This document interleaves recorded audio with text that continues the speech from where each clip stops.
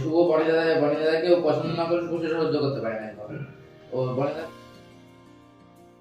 Hello everyone, good morning. আমি সৌমি, আর আমার চ্যানেলের আরও একটি নতুন ব্লগে আপনাদের সবাইকে স্বাগত।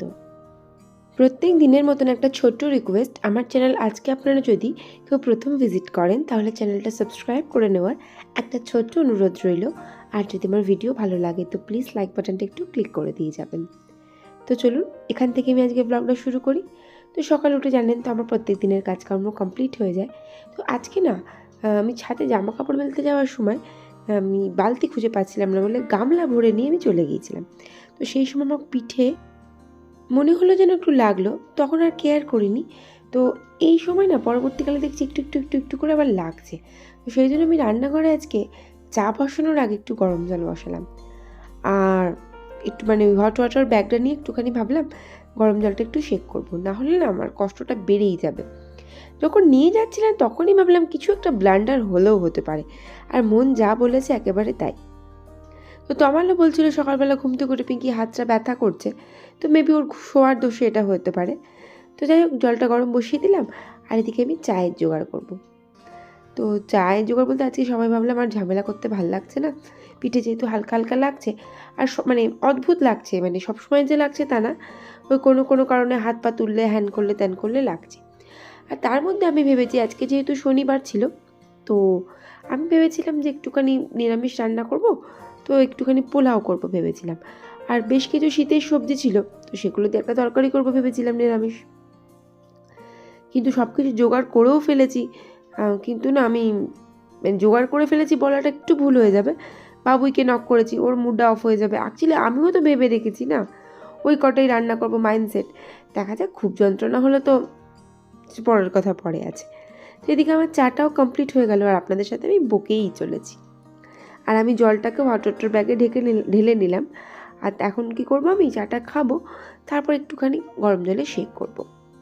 তো একটুখানি গরম জলে শেক করে আমি কি করলাম, আজকে একটুখানি আলু চচ্চড়ি করবো ভাবলাম। আজকে না অনেক দিন আমি পেঁয়াজ দিয়ে আলু চচ্চড়ি খাইনি, বাবুই খুব একটা পছন্দ করে না, সেই জন্য পেঁয়াজ দিয়ে আলু চচ্চড়ি আমার খুব একটা খাওয়া হয় না। ওই পাঁচফোড়ন দিয়েই করে নিই বেশিরভাগ সময়।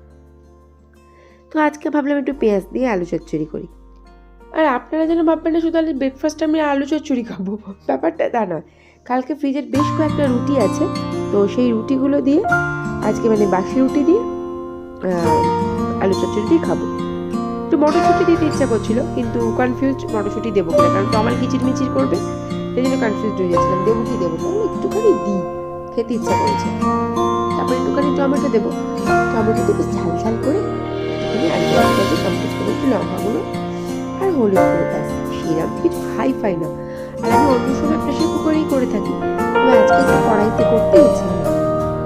তো বাবুই আপাতত পড়তে গেছে, ও এসে গেলে ও খাবে, আর ওর আগেই আমি বসে খেয়ে নেবো, কারণ সেই কালকে অনেক তো আগে আমি রাতের বেলা খেয়ে নিই। তো এক একদিন লেট হয় বটে, তবে বেশিরভাগ দিন আমি রাতের খাবারটা তাড়াতাড়ি কমপ্লিট করি। তো তমাল বললে একটু পরে খাবো, তুমি খেয়ে নাও। তো আমি মনে রান্না নিয়ে থালা নিয়ে বসে গেলাম। আর ওই যে পাশে দেখলেন মুড়ির কৌটোটা, মুড়ি আমাকে খেতেই হবে, আলু চচ্চড়ি হবে আর একটু কি করে হয়। আমার শ্বশুরবাড়িতে না কেউ আগে মুড়ি টুড়ি খেতে না, আজও কেউ খায় না, কিন্তু আমি খাই। আমার ঘরে অলটাইম মুড়ি না হলে আমার চলবেই না, এরকম একটা ব্যাপার। মুড়ি খেতে আমার চলে না। এখন আপনারা ভাবতেই পারেন যে কিন্তু কি খেতে ভালো লাগে না, সবই মুড়ি ভালো লাগে, হ্যাঁ মিষ্টি আমার সবচেয়ে ভালো লাগে। এদিকে দেখছি আমার পিঠের ব্যথাটা না বেড়েছে, আর রান্নার জোগাড় তো আমায় করতেই হবে। বাবুই পড়ে চলে আসার পর ওকেই বললাম যে বাবা তুই আজকে না দুটো ঘরের বিছানা একটুখানি যেমন পারিস তেমন করে গুছিয়ে দে, তারপর আমি এদিকে রান্নাটা কমপ্লিট করব। ওর এসে খাওয়া হয়ে গিয়েছিল, আর একটুখানি তার ফাঁকে একটুখানি মাঠের দিকেও চলে গেছিলো বন্ধুদের সাথে বকবক করতে, খেলতে। তো চলে এসছে সাথে সাথেই। তা আমি বললাম তুই আগে আমার বিছানাটা গোছানো কমপ্লিট করে দে। তো তারপরে আমি করলাম কি, একটুখানি ওই পোলাও রান্নার জন্য চালটাকে আমি একটুখানি আদা বাটা, গরম মশলা গুঁড়ো, ঘি আর একটু হলুদ দিয়ে সুন্দর করে মেখে রেখে দিলাম। যদিও বা আমি চালটা আগের থেকে ধুয়ে জল ঝরিয়ে রেখে দিয়েছিলাম। আর এই যে সমস্ত সবজি দিয়ে শীতের আমি এদিকে একটা নিরামিষ তরকারি বসিয়ে দিলাম। তো একে একে সব সবজিগুলো আমি ভেজে তুলে নেব। আর তারপরে ওই তেলে একটুখানি ওই টমেটো বাটা, আদা বাটা, কাঁচা লঙ্কা বাটা আর কাজু চারমগজ এই সমস্ত বাটা ফাটা দিয়ে কষিয়ে নিয়ে তারপরে একটুখানি টক দই, লবণ, মিষ্টি যা যা দেওয়া যায় ওগুলো দিয়ে ভালো করে তেল ছেড়ে দিলে আর বাকি আনাজগুলো সুন্দর করে দিয়ে গায়ে মাখা হতে জল ঢেলে দিয়েছিলাম একটুখানি, দিয়ে তরকারিটা আমি কমপ্লিট করলাম। নিরামিষ দিনে না এই তরকারিটা কিন্তু বেশ ভালো লাগে। আর হ্যাঁ, একটু পনিরও দিয়েছিলাম আমি এর মধ্যে। তো তারপর করব কি, আমি একটুখানি ওই পোলাওটা বসিয়ে নেবো। সিম্পল, আমরা সবাই করে থাকি। একটু ঘি দিয়ে দিলাম বেশি করে, আর গোটা গরম মশলা, তেজপাতা দিয়ে দিলাম, আর তারপর একটুখানি কাজু দিয়ে দেবো। কয়েকটা কাজু সুন্দর করে একটুখানি লাল লাল করে যেই ভাজাটা হয়ে যাবে, তারপরে আমি করব কি, যে চালটা যে তখন দেখলেন না মেখে রাখলাম, ওই চালটা আমি ওই ভাজা কাজুগুলোর ওপরেই দিয়ে দেবো। তো চালটা দিয়ে দেওয়ার পরে বেশ খানিকক্ষণ একটুখানি সুন্দর করে নেড়ে টেড়ে নিয়ে, চালটা না একটু কেমন যেন মনে হয় হালকা হালকা সাদা হয়ে যাচ্ছে, ওটা বুঝতে হবে আর কি। দিয়ে আর আমি যতটা আমি চাল নিয়েছিলাম তার ডাবল আমি গরম করে দিলাম, ফুটান্ত জল গরম করে আমি ওর মধ্যে ঢেলে দেবো। তো মোটামুটি 10 মিনিট পরে দেখবো এরকম টাইপের একটা কিছু পরিস্থিতি হয়ে গেছে। তখন আমি এর মধ্যে করবো কি, একটুখানি কটা কাঁচা লঙ্কা চেরা ঢুকিয়ে এবারে কত করে দিয়ে দেবো। আর এটা ঝাল হয় ব্যাপারটা তা না, যদি একটু ফ্লেভার আসে এই আর কি। আর একটুখানি বেশি করে চিনি দিয়ে দেবো, পোলাও তো একটু মিষ্টি মিষ্টি ভালো লাগে। তো ব্যাস, এটাই ছিল আমার পোলাওয়ের রেসিপি। আর এবার একটুখানি হালকা হাতে নেড়ে নেব, আর নিয়ে তারপর সেটাকে আমি গুছিয়ে ফেলবো, মানে সরি, তুলে দেবো। তো পোলাওটা আমার কমপ্লিট হয়ে যেতে আমি করলাম কি, একটু ছানার ডালনা করবো ভেবেছিলাম, বললামই তো আপনাদেরকে। তো ছানার ডালনার জন্য ছানাটা একটুখানি আমি আদা বাটা, লঙ্কা গুঁড়ো মানে কাশ্মীরি লঙ্কা গুঁড়ো, একটু লবণ, চিনি আর হচ্ছে একটু গরম মশলা দিয়ে ছানাটাকে সুন্দর করে আমি মেখে নেবো। আর একটুখানি অবশ্যই একটু বাঁধন আনার জন্য একটুখানি আমি ময়দা দিয়েছিলাম। তো ব্যাস, এবার সুন্দর করে একটা শেপ দিয়ে আমি ভালো করে ভেজে নেব।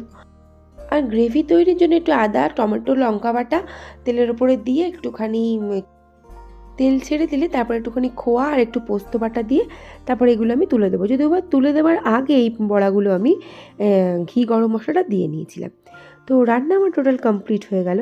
আর কষ্ট কিন্তু বাম্পার হচ্ছে আমার, কিন্তু রান্নাগুলো আমি ফেলে না অন্য কাজ করতে পারতাম না, মানে মনে যেহেতু ভেবেছিলাম করবো, তো করেই ফেললাম। তো সব রান্নাবান্না কমপ্লিট করে গ্যাস ট্যাস পরিষ্কার করা আমার হয়েই গিয়েছিল। আর তারপর আমি বাবুইকে প্রথমে খেতে দিয়ে দিয়েছিলাম।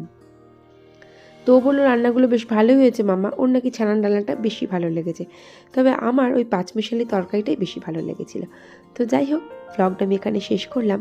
ভালো লাগলে প্লিজ পাশে থাকবেন, আর ভিডিওটা দেখার জন্য থ্যাংক ইউ।